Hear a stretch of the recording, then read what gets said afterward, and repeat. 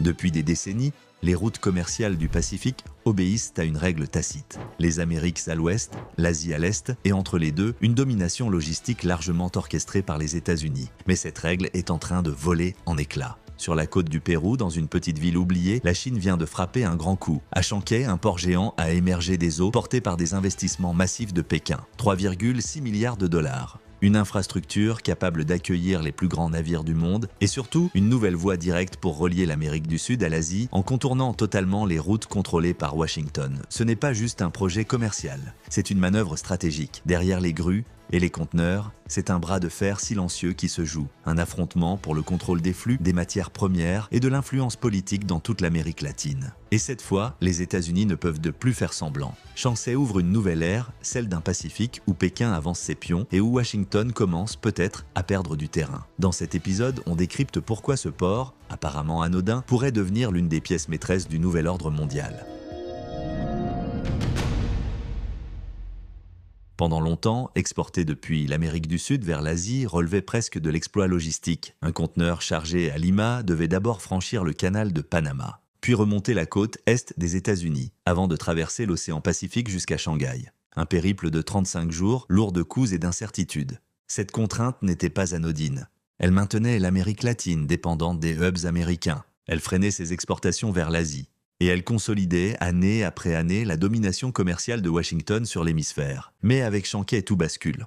En reliant directement le Pérou à l'Asie, le nouveau port supprime 12 jours de navigation d'un seul coup. 12 jours de carburant en moins, 12 jours de frais de transit économisés, 12 jours de marchandises qui arrivent le plus vite sur les marchés chinois. C'est comme si, d'un seul geste, Pékin avait creusé un raccourci sous les océans. Les exportateurs sud-américains y voient une opportunité historique. Les producteurs de cuivre, de lithium, de soja, de viande peuvent désormais atteindre les consommateurs asiatiques plus rapidement et à moindre coût. Et pour les industriels chinois, c'est une aubaine. Leurs chaînes d'approvisionnement deviennent plus fluides, plus rapides, plus rentables. Mais ce que ce changement logistique révèle, en creux, c'est bien plus qu'une simple optimisation des trajets maritimes. C'est un déplacement du centre de gravité du commerce mondial, un mouvement discret mais profond.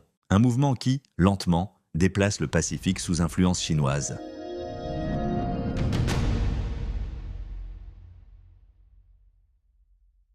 Officiellement, Chancay est un projet économique. Un port pour dynamiser les échanges, un levier pour booster les exportations sud-américaines, mais derrière l'argumentaire officiel, un autre plan se dessine. Un plan à long terme, un plan qui porte un nom, la Belt and Road Initiative, ou Initiative la ceinture et la route. Depuis plus de 10 ans, Pékin tisse sa toile à travers le monde, autoroute au Pakistan, voies ferrées en Afrique de l'Est, pipeline en Asie centrale, et maintenant, port stratégique en Amérique du Sud. Mais attention, Chancay marque une évolution majeure.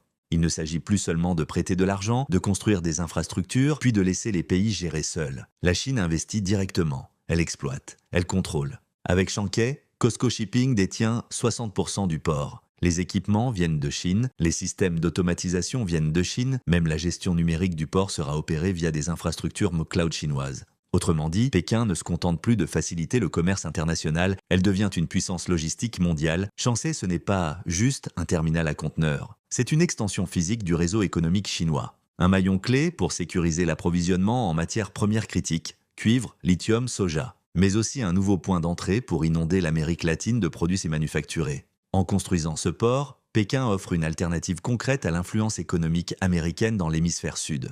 Pas dans les discours, pas dans les promesses, dans la réalité physique tangible des flux de marchandises. Et cette fois, Washington se retrouve en position défensive. Face à des grues, à des conteneurs, à des navires, les discours diplomatiques ne suffisent plus.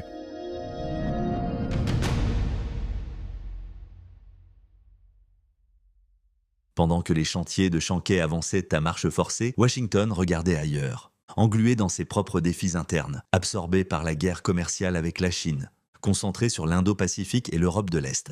L'Amérique a sous-estimé ce qui se passait à ses portes. Aujourd'hui, elle tente de rattraper son retard. Des délégations de haut niveau débarquent à Lima. Des promesses de coopération fleurissent dans les discours. Des propositions d'accords commerciaux alternatifs sont mises sur la table. Mais dans la balance, il manque quelque chose d'essentiel. Des investissements concrets. Pas de milliards promis. Pas de ports à construire. Pas de routes commerciales prêtes à concurrencer ce que Pékin a déjà presque terminé. Le contraste est saisissant. D'un côté, COSCO Shipping injecte 3,6 milliards de dollars dans le béton, les grues, les tunnels. De l'autre, Washington propose des séminaires, des forums de dialogue, des promesses d'avenir, même le Pentagone a tiré la sonnette d'alarme. Dans son rapport stratégique de 2024, il classe Chankay comme un site à potentiel d'usage dual, un port civil aujourd'hui, mais peut-être demain une base logistique militaire. Car dans les scénarios les plus pessimistes, certains stratèges imaginent déjà des navires chinois capables de ravitailler plus près des côtes américaines. Pas en Asie, pas au large de l'Afrique, ici, en Amérique latine.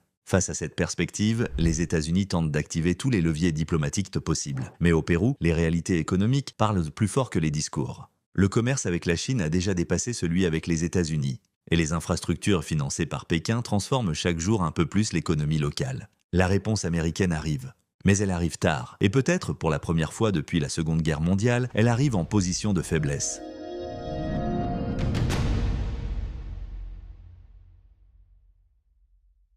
Pour le Pérou, le pari est immense. En acceptant l'investissement chinois à Chankay, Lima ouvre une porte vers une prospérité accélérée. Un seul projet pourrait générer 4,5 milliards de dollars par an, soit presque 2% du PIB national. Des milliers d'emplois créés, des exportations boostées, une attractivité nouvelle sur l'échiquier du commerce international. Mais derrière cette perspective économique, un risque politique se profile. Le gouvernement péruvien affirme pouvoir garder un équilibre subtil, tisser des liens commerciaux avec la Chine tout en restant partenaire stratégique des États-Unis. Être un pont, pas un pion. Le problème, c'est que les chiffres racontent une autre histoire. Aujourd'hui, le Pérou exporte 3 fois plus vers la Chine que vers les États-Unis. Dans le secteur minier, Pékin est devenu l'investisseur dominant. Et le port de Chankay ancre encore plus profondément cette dépendance commerciale. Dans les rues de Lima, dans les médias, dans le Parlement, la tension monte. Certains dénoncent une forme de nouvelle dépendance. D'autres parlent carrément de cession de souveraineté.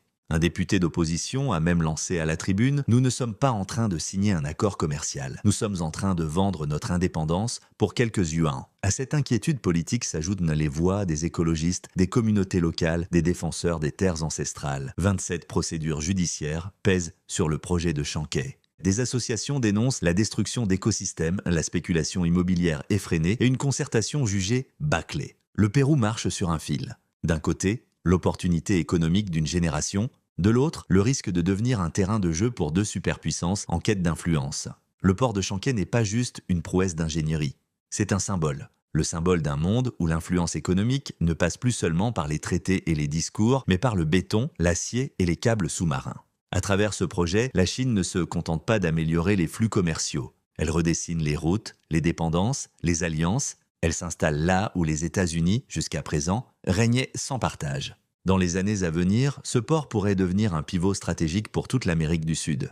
Il pourrait aussi être une source de tensions accrues, de recomposition politique et de choix difficiles pour des pays qui préféreraient ne pas avoir à choisir. Un raccourci maritime de 12 jours semble anodin sur une carte. Mais à l'échelle du XXIe siècle, il pourrait bien peser lourd dans la bascule du pouvoir mondial. Ce n'est pas un conseil en investissement. Mais c'est peut-être un signe que le Pacifique, autrefois vaste et lointain, est devenu aujourd'hui le théâtre central des grandes rivalités économiques.